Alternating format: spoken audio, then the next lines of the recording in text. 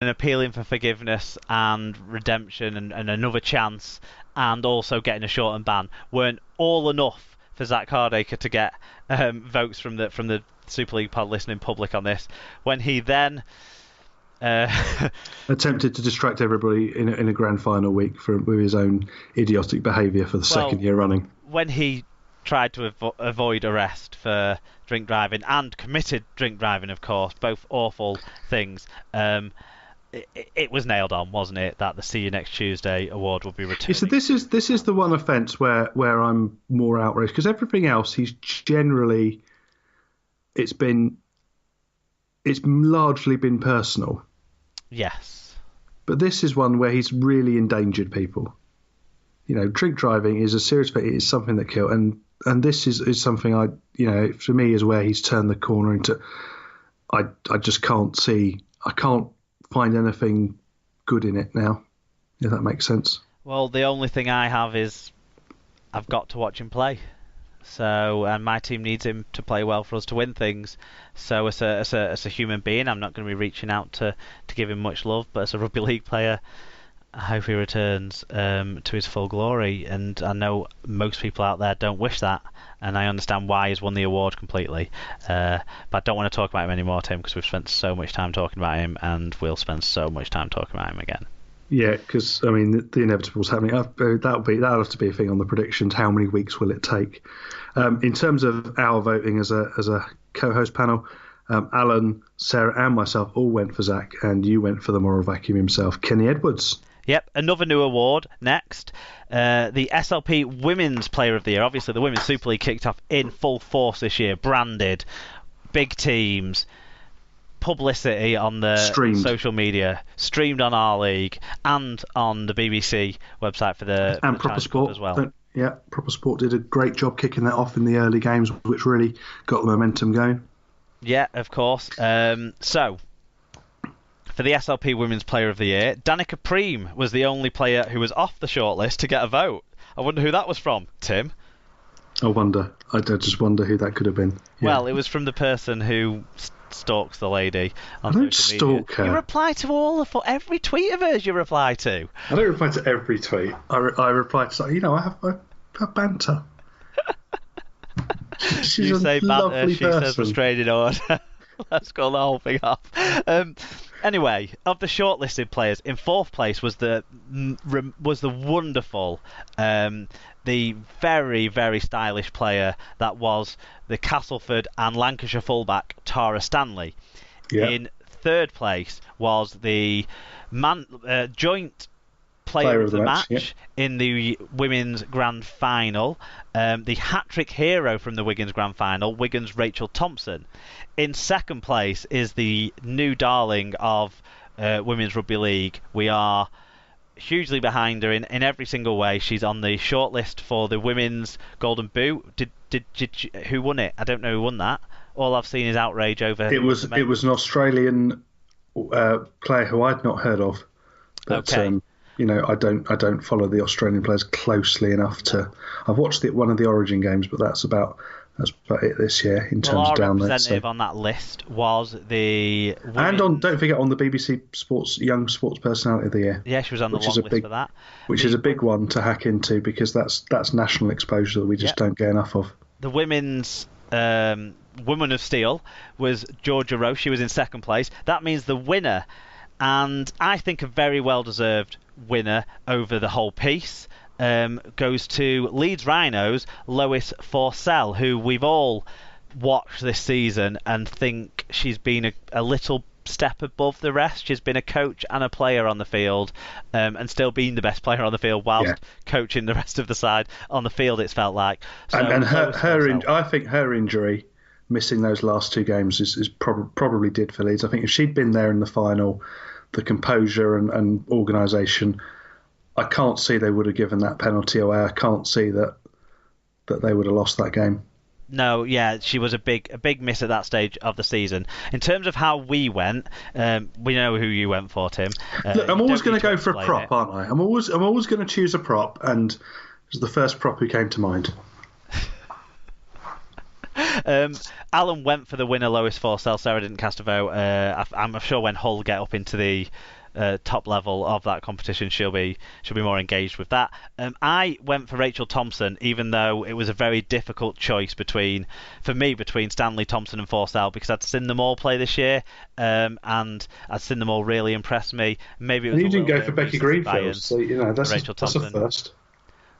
Well, as much as I've talked up Becky Greenfield, I've also talked up Rachel Thompson all year long, and I think Rachel Thompson was at this top level and certainly deserved her England cap. But Lois Forsell, totally deserved winner of the first SLP Women's Player of the Year. Okay, the final new award, Tim, which you're going to take us through, which I think we made a bit of a mistake. Well, no, sorry, not we. Why am I doing this to everyone else? I made a mistake on.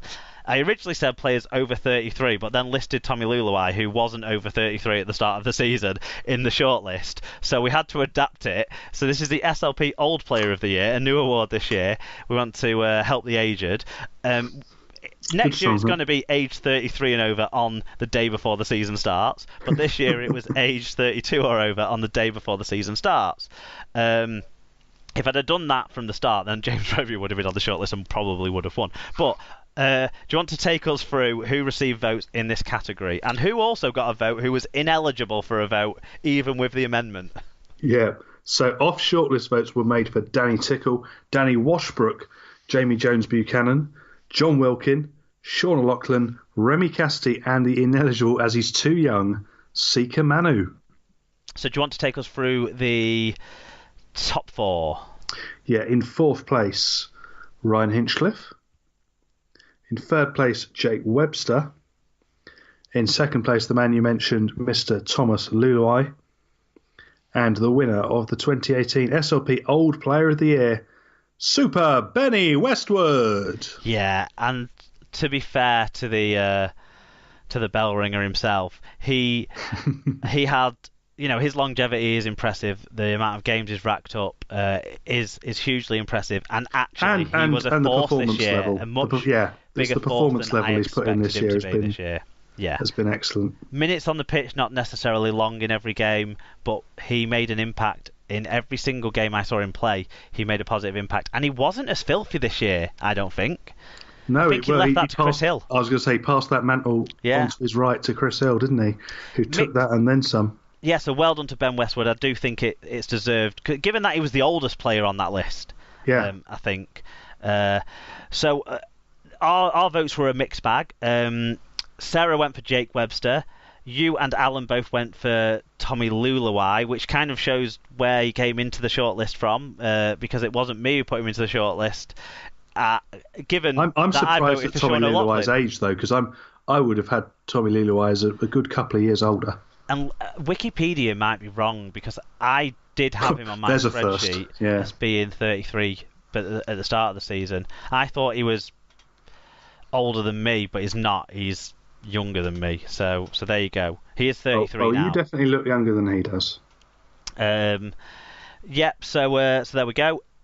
On to the other end of the spectrum then, SLP Young Player of the Year, Tim, and this was someone who was aged under 21.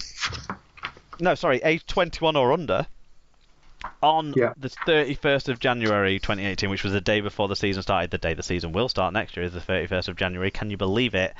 But that's the I can, because we play too many games. Yes. But anyway, do you want to take us through the previous winners of this award? Because it's a real strong list. It is, yeah. So previous winners of this award, in 2014 it was Darryl Clark, in 2015 George Williams, 2016 Ben Curry, and in 2017 Jack Walker. So all players who've gone on to get some form of representative honours. Exactly, and players who are either already seen as top draw international caliber players, or a player who's definitely got that. Going to be, got that about him. So other people who got votes then this year around was Lucas Albert, because as we should know, we have a friend in Barcelona who only votes for Catalan players in all the positive categories. Well, if only that was the worst Catalan voting for French players. in it is true award to voting this true year. to form, isn't it? That we get that from a Catalan fan. Ineligible votes were cast for Mitch Clark and Chris Atkin, who were both over 21 at the start of the season. In fact, 24 and 25 respectively, I think, were their ages. But there you go. In joint third place from the shortlist we picked out was Darnell McIntosh and James Batchelor. In second place was Jake Truman. Who I always thought was called Young Jacob Truman for quite a while, because that's what everybody said his name as. And he is the Young Player of the Year from the Super League Awards. The winner, though, by 2-vote margin, was St Helens' Danny Richardson. So well done to Danny Richardson. He certainly was consistently high caliber performer and put in match-winning performances in televised again and games. again. Yeah. A number of times. In terms of how we all went as a group, Alan went for Richardson. The rest of us went for Jake Truman. I think I gave Truman the edge just because of what he stepped up into the shoes of the Man of Steel and still got that side comfortably into the top 4. And that's why Truman got my vote as a young. For me, it was the impact of when he wasn't there. Which is a couple of years younger than Danny Richardson. For me, it was the impact of when he wasn't there, and when he dropped out the side for injury, you really saw it. There was nothing else there, and you actually saw the level of his performance by his absence. To be fair, we couldn't judge Danny Richardson by that criteria because he didn't miss any games, and that's another hugely impressive thing, that he was consistent enough throughout the entire season to remain getting selected through the rough times and through the good times. Danny Richardson was crucial to that Saints side that finished top of the league, and won the League Leaders Shield. So well done to Danny Richardson, the 2018 SLP Young Player of the Year. Right, Tim, we're going to have a little bit of a break, but without the music, just a break to chat about something different before we go into our leading main awards. This is going to be to mention all the people who got shout-outs in our new Community Hero category, because in reality, they're all winners, aren't they, in this category? Yeah. So a load of range. Some of these people got more than one vote, which is why the list is a little bit short. A lot of people maybe didn't know who they wanted to pick for this. I would urge those people to have a look around, go on the community section of the rugby-league.co.uk website, or look around your local clubs, or look at the community pages in the press that you read and that sort of stuff, and have a look at the work that goes on out there in the community game. And then next year you might have someone you can celebrate and add to this list, because I really think it's worth mentioning all these people. So, in alphabetical order, sort of, we start with anyone giving up their time to help out at any level of the game. Anyone involved in supporting and developing players. Those who assume their contributions to the youth coach is to abuse refs should reconsider why they are involved. Anyone involved with PDRL, which has been a huge growth for the game in 2018. And a great one to see, and very entertaining as well. Certainly. Early Bird, I guess that's the mascot at Hull. There is someone on Twitter, so it's either someone on Twitter or... okay. Bill Ashurst. Former player. Brentwood Eels. This is a great one. This person gave a little bit of a story to explain their pick. I love this, helpful. Yeah. So, the Brentwood Eels under-14 player, Reece Cotter. He played up a year in the under-14s in 2017. Then, in 2018, his whole team, who were a year older than him, moved up into the under-16s category, which meant Reece was left without an under-14s team to play in. Desperate to play the game he loved, he single-handedly rounded up a 35-player squad that went on to win the London RL under-14s Grand Final. So, huge round of applause to Reece Cotter. And I want to see this guy, because I want to see him play, and I want to see how good he is. And I don't care how good he is, but I just want to see the commitment to me that he shows on the field. He doesn't even need to be good at the game. To me, he is. What's his first name? Conway in the Mighty Ducks. He is Joshua Jackson's character in the Mighty Ducks. Doesn't have to be on the ice. He is the driving force behind this team. He is the heart of this team, even if. Well, the reason I want to see him play, because I think if he's got that much heart and commitment to do it off the field, he's going to be doing exactly the same on the field. Yeah.